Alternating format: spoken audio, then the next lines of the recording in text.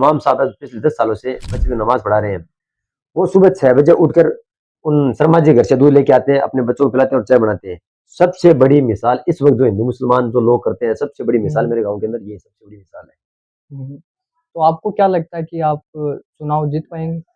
देखो, ऐसा है कि अभी तो टाइम और 4-5 महीने पड़े हैं, शायद हम्म। सरकार का की मंशा है शायद चौथे या 5 महीने में कराएं। आपको ऐसा क्यों लगता है कि मैं अगर चुनाव की दावेदारी पेश करता हूं तो मैं आसानी से जीत जाऊंगा? कहीं ना कहीं आपको ये लगता है? जय हिंद, नमस्कार। बहुत स्वागत है आपका फिर से एक बार एफआर न्यूज में। आज के इस एपिसोड में हमारे साथ छोटा गोड़िया से जो सरपंच पद की दावेदारी पेश कर चुके हैं इरशाद खान हमारे साथ मौजूद है। चुनावी चर्चा की बातें करेंगे, इनसे पूछेंगे कि आखिर इन्होंने जो सरपंच चुनाव की दावेदारी पेश की है वो किस तरह से की है और इनका कार्यकाल कैसा रहने वाला है, और अब तक ये अपने गांव के प्रति क्या सोच रखते हैं और क्या क्या इन्होंने कार्य करवाए हैं जो मूलभूत सुविधाएं आप मानते हो। इरशाद भाई, बहुत बहुत स्वागत है आपका। धन्यवाद। सबसे पहले आपकी टीम के बारे में जानना चाहूंगा कि जो सत्यमेव टीम, वो उसकी शुरुआत कैसे हुई?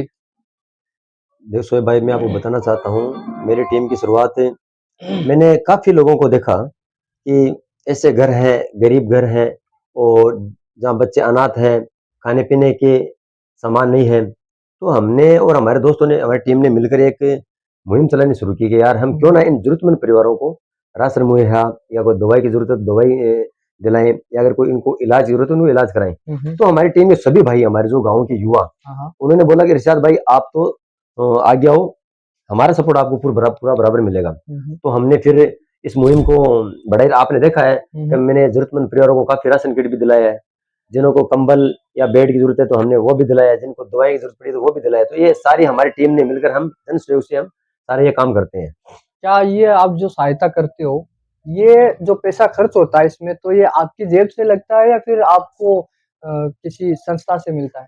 देखो, हमारे को ये किसी संस्था से नहीं मिलता। जो हमारी टीम के अंदर जो युवा जुड़े हैं हमारे गांव के, जो 100 या 50 जो भी हैं युवा, उन सब से हम जन सहयोग करते हैं। कोई 100 दे रहा है, कोई 1000 दे रहा है, कोई 10,000 दे रहा है। उन सब जो हमारे को पैसे देते हैं, उन पैसों से हम राशन किट है या दवाइयाँ हैं या उनको जो भी जरूरतमंद सामान है, हम उनको उपलब्ध कराते कराते हैं।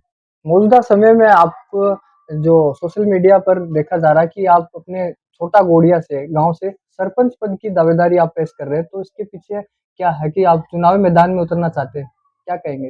देखो सोहेब भाई, सरपंच पद की दावेदारी में इसलिए मैंने ठोकी है कि गांव के अंदर विकास कार्य अभी बहुत कुछ करवाने हैं, जैसे होने चाहिए थे वैसे नहीं हो रहे हैं। और पिछले जो 5 साल के अंदर जो कार्यकाल रहा, जो हमारी टीम ने मिलकर हमारे गांव के अंदर 2.5 से 3 करोड़ रुपए का हमारी टीम ने काम करवाया। एमएलए कोटे से सारा काम हमने करवाया था और काफी काम किए हमने। तो अब हमने ये सोचा कि पूरे गांव के युवा ने ये ठान ली कि यार इरशाद भाई, क्यों ना सत्ता के अंदर आकर हम ये काम करें तो और ही बेटर रहेगा। इसलिए मैंने ये सरपंच पद की ये दावेदारी ठोकी है, ताकि मेरे गांव का मैं विकास कार्य और भी ज्यादा जो होना चाहिए ना, वो नहीं हो रहा, उससे भी ज्यादा मैं करूँ। अच्छा, पिछले 5 सालों में देखा जाए तो आपके गाँव का कार्यकाल किस तरह रहा कि जो अ, मूलभूत कार्य हैं, वो कौन से हुए हैं और कौन से नहीं हुए हैं? देखो सोहेब भाई, मेरे गांव के अंदर सबसे ज्यादा बड़ी समस्या थी बरसाती पानी की। वो निकासी नहीं हो रहा था मस्जिद के और गांव के घरों के अंदर, तो वो पानी चला जाता था। तो हमने 8 लाख रुपए की लागत से विधायक साहब से, सरपंच से, एजेंसी सरपंच से हमने वो 8 लाख रुपए लागत से हमने वो एक वहां से बड़ा पंप लगाया है। गांव से 1 किलोमीटर दूर पानी वो पंप बगा दे। और उसके बाद के अंदर हमारे गांव के अंदर सबसे ज्यादा एक समस्या ये रहती थी, जो कब्रिस्तान, गोगामेड़ी और जो सरकारी स्कूल है, वहां तक सड़क नहीं थी, बहुत रास्ता खराब था। तो वहां पे हमने सड़क, डम्बर डम्बर की सड़क भी बनवाई है। उसके बाद के अंदर हमारे गांव के अंदर पीने के पानी की समस्या थी, तो वो भी विधायक कोटे से हमने 2 ट्यूबवेल लगवाई है, वो भी विधायक कोटे से हमने लगाई है। और गांव के अंदर हमने सारे चौक के अंदर, आजकल हम देख रहे हैं चोरियां हो रही है, तो गांव के सारे चौक के अंदर हमने कैमरे भी लगवाए हैं, वो भी जन सहयोग से लगाए हैं, जो हमारी युवा टीम है। अच्छा, आपकी टीम की ओर हाँ, से मेरी लगे? टीम की तरफ से हमने वो कैमरे भी लगाए हैं। और जैसे खूरे हैं, सड़कें हैं, नाली निर्माण कार्य भी कुछ हद तक हमने करवाया है। जो और होना था अभी तक हुआ नहीं है। इंशाल्लाह मैं यही कोशिश करूंगा कि क्यों ना हम ये सरपंच की दावेदारी ठोकर हमारे गांव का में और भी विकास कार्य कर सकूं। सर्वप्रथम हम आपके गाँव की जो कार्यकाल की है, वो शिक्षा की स्थिति देखते हैं। शिक्षा की स्थिति कैसी है? देखो, पहले तो नहीं थी, और इन जो 5 से 10 सालों के अंदर मेरे गांव के अंदर शिक्षा को लेकर बहुत ज्यादा युवा एक्टिव हुए हैं, सरकारी नौकरी भी लगी है। हर भर्ती, चाहे वो शिक्षक की हो चाहे वो आर्मी की हो, हमारे गांव के दो तीन युवा लगते ही रहते हैं। और बिजली की अगर बात करें तो बिजली भी आपको आपके गांव के अंदर जो है वो अच्छे से मिल रही है? हाँ, वो पहले तो फीडर हमारा रसूलपुर था, अब वो हतमसर आ गया और बिजली सप्लाई कुछ हद तक एकदम बढ़िया है, अच्छी है। अच्छा, पानी के निकासी की बात करें, आपने अभी बात की है कि पानी की निकासी की हमने काम कराया, आपने ऐसा क्या काम कराया जो पानी की निकासी आपके गाँव से हो जाती है? देखो सोए भाई, हम हमारे गांव के अंदर ये जल भराव तो बहुत ज्यादा सबसे बड़ी बीमारी थी।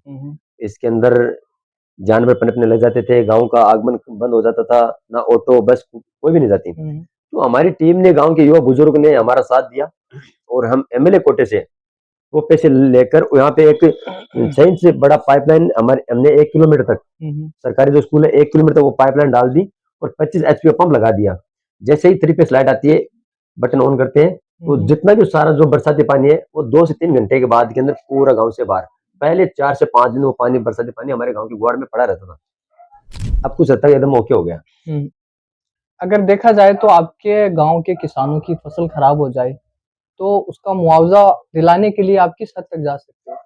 देखो, जिन किसानों ने फसल बीमा करवाई हुई है और उनकी फसल खराब होती है तो हम इसकी गिरदावरी रिपोर्ट कराएंगे और पटवारी से इसकी रिपोर्ट लेकर, और जो बीमा कंपनी है, जो बीमा कंपनी है, उनसे उनको ज्यादा से ज्यादा क्लेम दिलाने का हम काम करेंगे, हमारी टीम ये काम करेगी। तो आप चुनाव लड़ रहे हो, अभी सरपंच पद की आप दावेदारी पेश की है आपने, तो आपको क्या लगता है कि आप चुनाव जीत पाएंगे? देखो, ऐसा है कि अभी तो टाइम और 4-5 महीने पड़े हैं, शायद सरकार का कि मन शायद चौथे या 5 महीने में कराएं। आपको ऐसा क्यों लगता है कि मैं अगर चुनाव की दावेदारी पेश करता हूं तो मैं आसानी से जीत जाऊंगा, कहीं ना कहीं आपको ये लगता है? देखो, जीत तो एक, हार जीत तो एक पहलू है, और मेरे मेरे गांव का, युवाओं का, बुजुर्गों का अच्छा सपोर्ट है, और मेरे गांव ग्राम पंचायत मेरी बड़ा घोड़ी है, वहां पे भी हमें अच्छा सपोर्ट मिल रहा है। ऐसी कोई बात नहीं कि मुझे कोई सपोर्ट नहीं मिल रहा है, और मुझे वहां भी मुझे अच्छा सपोर्ट मिल रहा है, क्योंकि वो सपोर्ट इसलिए मुझे मिल रहा है कि मैंने बिना सरपंच पद भी होते हुए भी गांव के अंदर 2.5 से 3 करोड़ रुपए मैंने काम करवाया है। उस काम को देखकर साथ साथ में मैं क्या, जो समाज सेवा के अंदर जो 36 कौम के का, अगर 36 कौम के अंदर कोई भी अगर पीड़ित परिवार है या घर है, हम उन तक राशन पहुंचाते हैं, तो काफी ये लोग देखते हैं कि बंदा काम तो कर रहा है, तो उस काम को देख के काफी लोग खुश है मेरे से, इसलिए मेरे को अच्छा सपोर्ट मिल रहा है। और स्वास्थ्य स्थिति की बात करें तो जो चिकित्सालय है, हॉस्पिटल है आपके गांव में, वो स्थिति कैसी है? देखो, हमारे गांव के अंदर जो स्वास्थ्य केंद्र है, अभी तक उसकी स्थिति ठीक है, मगर जितनी होनी चाहिए उतनी नहीं है। हम कोशिश करेंगे वहाँ पे और भी ज़्यादा जो मरीज आए तो उनको ज़्यादा से ज़्यादा दवाई अवेलेबल कराएं, और जो कुछ जांचें स्वास्थ्य केंद्र में जो अवेलेबल होती है, वो जांचें भी हम वहाँ पे लेके आए, और भी कुछ जो बिल्डिंग को लेकर है और है, और भी उसको बेहतर बनाने की कोशिश करेंगे। हम स्वास्थ्य को लेकर थोड़ा बेहतर बनाने की और कोशिश करेंगे, अगर स्टाफ की कमी है तो उसको भी हम पूरा करने की कोशिश करेंगे, और अगर मरीज के लिए कोई स्ट्रेचर वगैरह है या कोई बेड वगैरह है, या जो भी स्वास्थ्य केंद्र के अंदर जो कोई और जो उपकरण जो उसकी कमी है, उसको पूरा करने की हम पूरी बराबर कोशिश करेंगे। फतेहपुर क्षेत्र के आसपास के जितने भी गांव आते हैं, उनमें देखा जाए तो छोटा गोडिया में ऐसा क्या अलग है जो बाकी गाँव में नहीं है? आप ऐसा क्या देखते हो?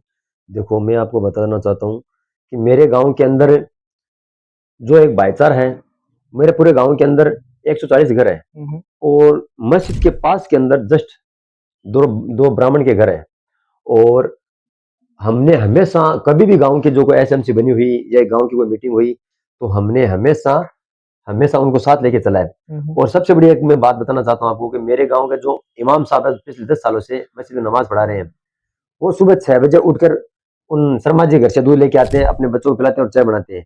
सबसे बड़ी मिसाल इस वक्त जो हिंदू मुसलमान जो लोग करते हैं, सबसे बड़ी मिसाल मेरे गाँव के अंदर ये सबसे बड़ी मिसाल है।